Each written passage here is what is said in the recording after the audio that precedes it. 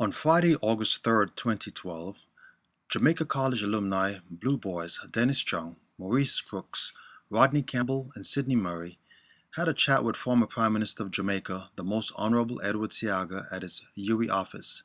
This is part 2 of 4, featuring questions from Maurice Crooks. Put it this way. We need cars. If you,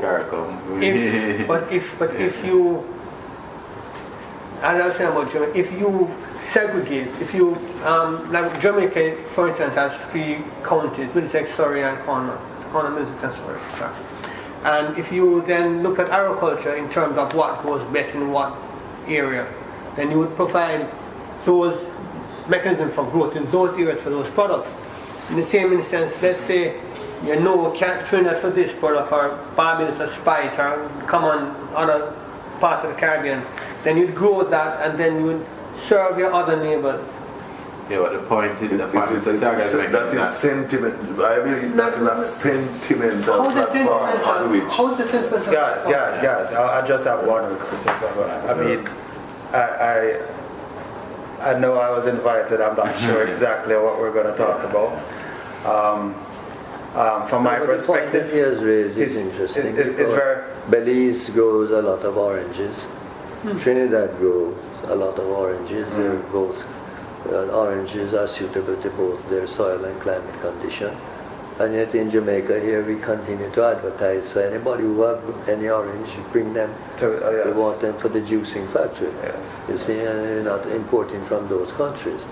Now, of course, you could also import from the United States a lot cheaper, because it's the huge iron industry there. And it's closer. Yeah, but they say that's exactly what the US does. That's what they're doing now.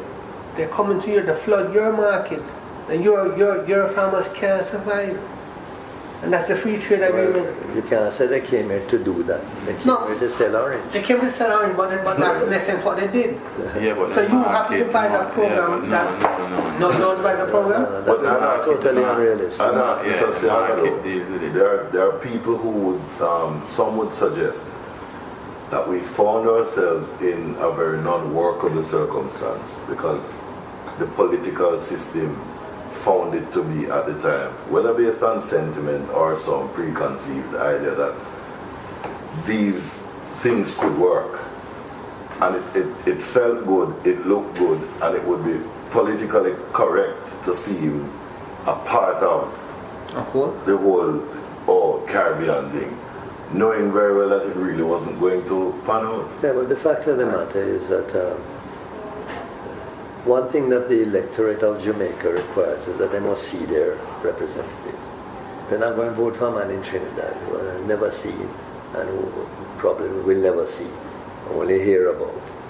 They're going to want to see the person and they want to know that that person is going to be with them from time to time, etc. And that part of it has made it entirely impossible.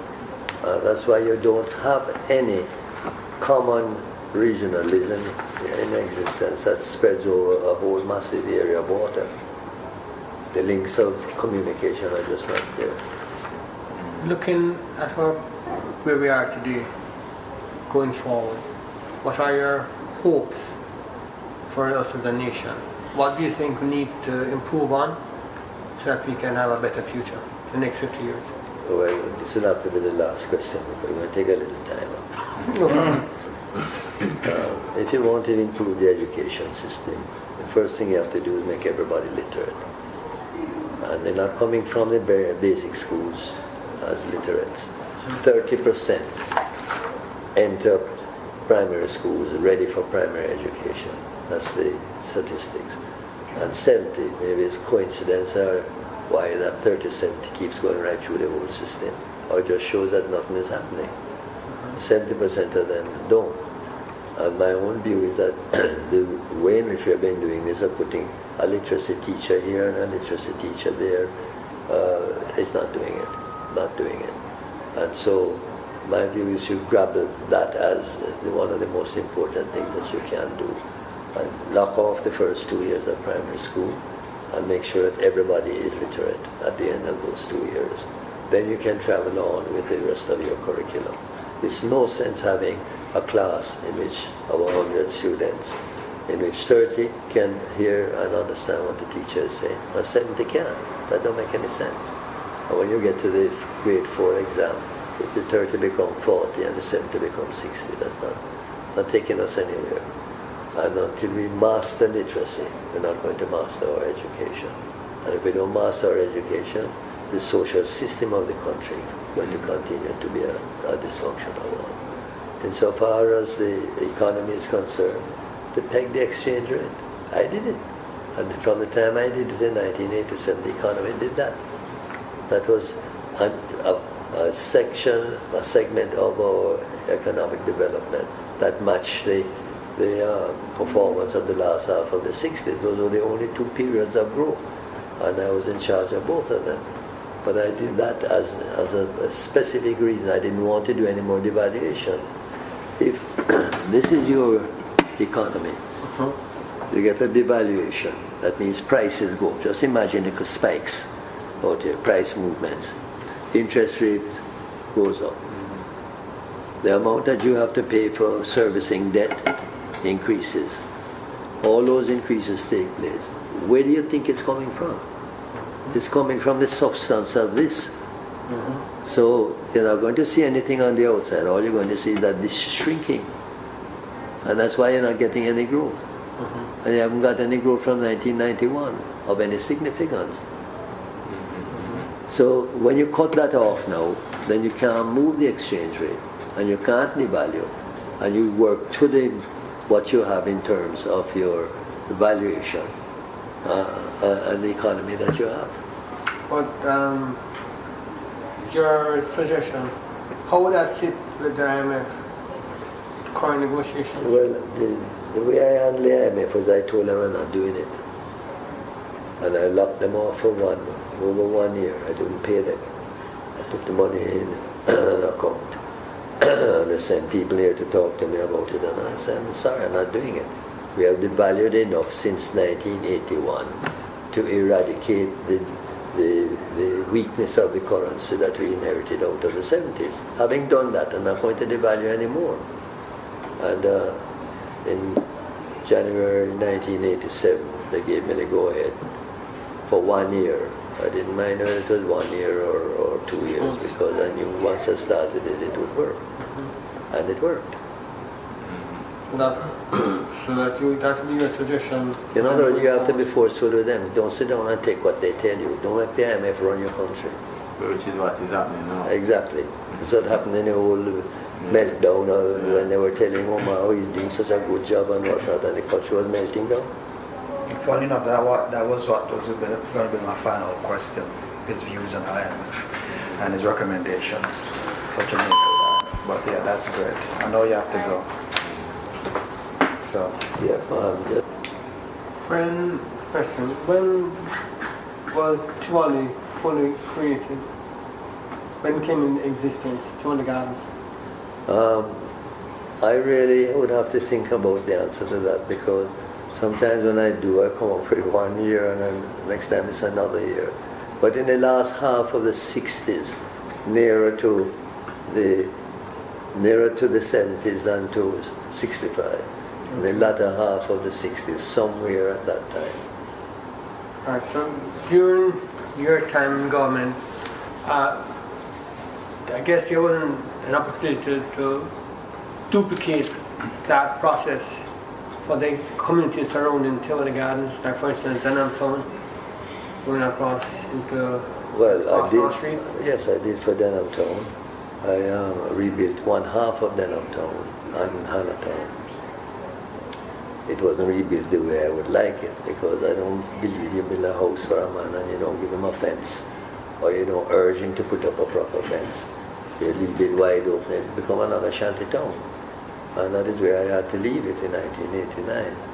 But we rebuilt a half of Denham Town and Hannah Town to build another community in order to take some of the people from Hannah Town, and that was up by I'm a part of a group in Fear and Bonds. Now there are some individuals in that group that asked me to ask you a couple questions for them. Now this one is by Carlton Lane. Where are you from? Can you read it? Which one? This one right here. No, I have to leave to go to a luncheon appointment, so Let's we read need it. to wrap up pretty quickly. Alright, he said, Seaga, I was born into a family of proud and diehard Labourites in downtown Kingston. But as myself and many of my generation and class came of age, socially and educationally, we found ourselves feeling alienated by squabbles and drift with the JLP. And Problems? Squabbles and squabbles and internal. drift. Yeah. The internal, right? Yeah. And thus feeling an affinity, if not love, for the pragmatism and the purpose of the PNP. It was as if we were raised to go to the dance with the Labour Party. Went, but ended up leaving with the PNP. What must the JLP do to win back people like me and make inroads into the independent swing voters of the Jamaican middle class? But that is a natural progression of both parties. You haven't heard of any problems in the PNP? No, I'm not reading what... No, I'm just saying that. Well, It happens at a certain phase when there is a suspicion that a leader is about to go. Jockeying starts. So It happening in the happened in the PNP. yeah, it will have a It's shot. happening right there now and it Yeah, happened sure. before, right? Because everybody's jockeying to be the next person. As a matter of fact, they stopped doing national work and it's pure politics, internal politics. Now I happen to have stayed on a bit longer than I had intended to because I was involved in the review of the Constitution and I wanted to get the Charter of Rights completed and passed. Because to me that was the most important piece of legislation we have ever put before Parliament as to what it would do. But changing tribalism and changing the type of life that people can live without having victimization or something. I gave them rights.